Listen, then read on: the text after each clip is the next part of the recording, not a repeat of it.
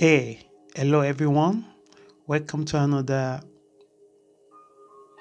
episode from Life for Living Well. My name is Richard and I will be presenting this episode today from Life for Living Well.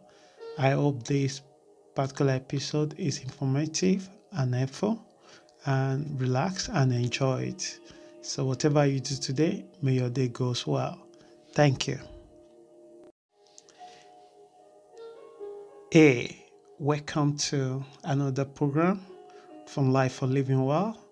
This episode, the topic I would like to talk about, it was something that uh, puzzled about power of no.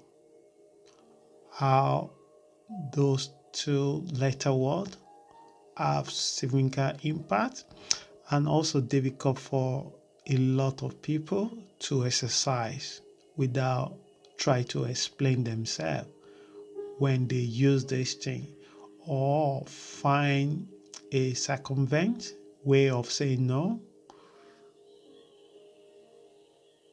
without feeling guilty.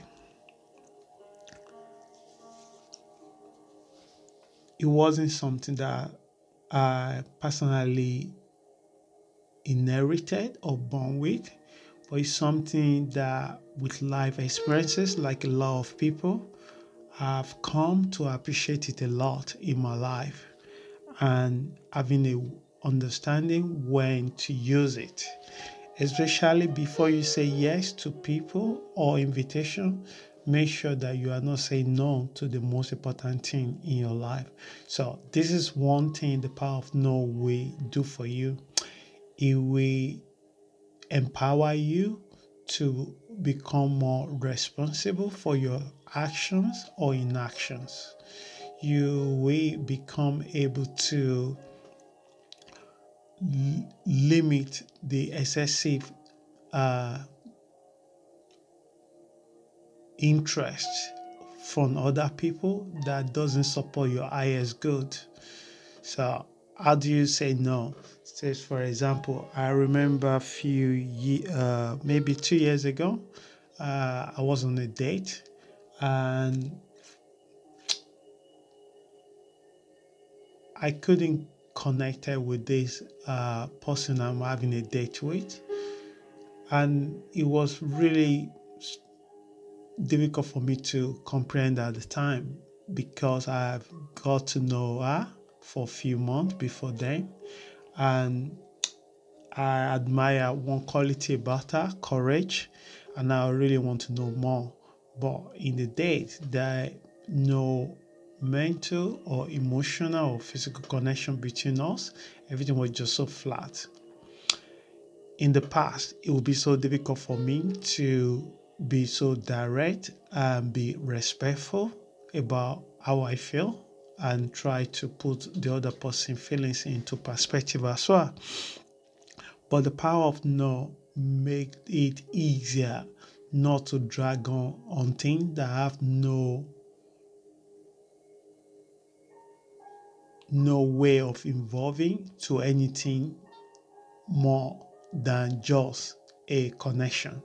So I have to respectfully rejected that offer of getting to know that person, and the same thing happened that I've been offered a job, and as big as the title of the job, my instinct and my core values does not gel well with the job.